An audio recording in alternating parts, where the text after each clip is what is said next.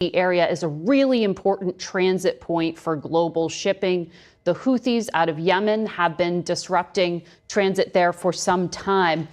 President Trump cited these concerns when he announced the strikes. I'm wondering, how long will this campaign last, and will it involve ground forces? Well, first of all, the problem here is that this is a very important shipping lane, and in the last year and a half, the last 18 months, the Houthis have struck or attacked 174 naval vessels of the United States, attacking the U.S. Navy directly 174 times, and 145 times they've attacked commercial shipping. So we basically have a band of pirates, with guided precision anti-ship weaponry, and exacting a toll system in one of the most important shipping lanes in the world. That's just not sustainable. We are not going to have these people controlling which ships can go through and which ones cannot. And so your question is, how long will this go on? It will go on until they no longer have the capability to do that. Well, what does U.S. intelligence tell us at this point? Because the U.S. had been conducting strikes for some time, but has not stopped the Houthis. So what's going to be different right now? Do you have more fidelity in the intelligence that would make this more successful? Well, those strikes were retaliation strikes. So they launched one missile, we hit the missile launcher, or we sent something to do it. This is not a message. This is not a one-off. This is an effort to deny them the ability to continue to constrict and control shipping. And it's just not going to happen. We're not going to have these guys, these people with weapons able to tell us where our ships can go, where the ships of all the world can go, by the way. It's not just the U.S. We're doing the world a favor. Yeah. We're doing the entire world a favor by getting rid of these guys and their ability to strike global shipping. That's the mission here, and it will continue until that's carried out. That never happened before. The Biden administration didn't do that. All the Biden administration would do is they would respond to an attack. These guys would launch one rocket, we'd hit the rocket launcher. That's it. This is an effort to take away their ability to control global shipping in that part of the world. That's just not going to happen anymore. And this will continue until that's finished. It could involve ground raids? Well, those are military decisions to be made, but I've heard no talk of ground raids. I don't think there's a necessity for it right now. I can tell you that as of last night, some of the key people involved in those missile launches are no longer with us. And I can tell you that some of the facilities that they used are no longer existing. And that will continue. Look, it's bottom line, easy way to understand it, okay? These guys are able to control what ships can go through there. They've attacked the U.S. Navy 174 times. Yeah. They've attacked the United States Navy. We're not going to have people sitting around with the missiles attacking the U.S. Navy. It's not going to happen, not under President Trump. The president also referenced Iran in his statement. Iran provides some support for the Houthis, as you know. Put this in context for me, because U.S. intelligence has been suggesting for some time that Israel has the desire and intent to conduct an attack on Iran's developing nuclear program in the coming months. President Trump has extended an offer for negotiations. Have you heard anything back from Iran? Is this strike in Yemen a signal to Iran?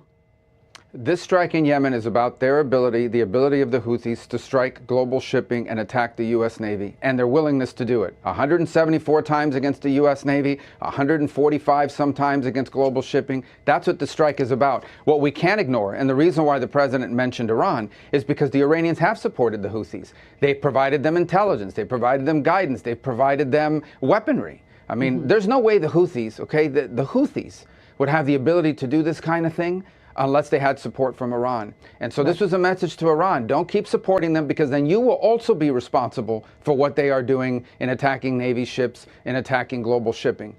They also get support from Russia, potentially, which you leverage sanctions in regard to. But I want to ask you about tariffs, because you were just in Canada this past week. China is Canada's second biggest export market, Mexico's third. In this ongoing trade back and forth the U.S. is having, isn't there a risk that China will ultimately be the winner? If it's too costly to deal with the United States, won't they benefit? Well, actually, China and Canada are involved in a mini trade war right now. In fact, the Chinese have imposed a bunch of tariffs, reciprocal or retaliatory tariffs on Canada after Canada imposed tariffs on them. So here's the way everyone needs to understand this, okay? The president rightfully believes that the balance of global trade is completely off kilter. For 30 or 40 years, we have allowed countries to treat us unfairly in global trade, much of it during the Cold War because we wanted them to be rich and prosperous because they were our allies in the Cold War. But now that has to change. You look at the European Union. The European Union's economy is about the same size as ours. It's not a low-wage economy. It's very comparable to ours in terms of its composition and so forth. Why do they have a trade surplus with us? So what the president is saying is two things. Number one, there are critical industries like aluminum, like steel, like semiconductors, like automobile manufacturing that he rightfully believes, President Trump rightfully believes the U.S. needs to have a domestic capability. And the way you protect those industries and build that capability is by ensuring that there's economic incentives to produce in the United States. The second is global, and that is we are going to put tariffs on countries reciprocal to what they impose on us. And so this is a global. It's not against Canada. It's not against Mexico. It's not against the EU. It's everybody. And then from that new baseline of fairness and reciprocity, we will engage potentially in bilateral negotiations with countries around the world on new trade arrangements that make sense for both sides. Fairness. But right now it's not fair. We're going to reset the baseline, and then we can enter into these bilateral agreements potentially with countries so that our trade is fair. What's not going to continue is, of course, these countries. So this is all just about leverage to get bilateral, not North American free trade deals renegotiation. No, it's not leverage. It's fairness. It's resetting baseline fairness, and then from there we can work on deals and so forth, because they'll have products we don't make, we have products they don't make. That's where trade works the best. It has to be free, but it has to be fair. And right now it's only free on one side, and it's not fair for the other side. Well, it's an unsustainable position. The ad hoc nature of these policy announcements and pullbacks are causing concern in the marketplace, as we saw this past week. So I heard you describe what seemed like a strategy to get to negotiations on a bilateral front. You also seem to you say this was national security minded, but then we also see comments by the president of like 200% tariffs on champagne. That's not a critical industry for the United States. That seems more emotional. No, that's called retaliation. That's what happens in these trade exchanges. They're going to increase tariffs on. They already have high tariffs. They're going to add more to their tariffs. Fine. Then we'll have to find something to. I mean, you tell me. I mean, Canada's going after whiskey and orange juice and in retaliation.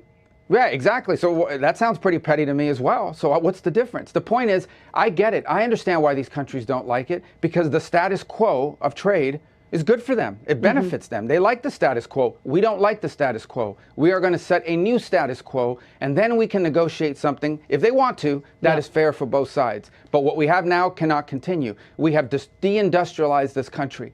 Okay, deindustrialize the United States of America. There are things we can no longer make, and we have to be able to make in order to be safe as a country and in order to have jobs. That's why we had a Rust Belt. That's why we've suffered all these important jobs that once sustained entire communities, wiped out by trade that basically sent these factories, these jobs, this industrial capability to other places. That cannot and will not continue. President Trump, this is no mystery. He's been talking about this since the 1980s, actually, even before he was a political figure. This is going to happen, and it's going to happen now.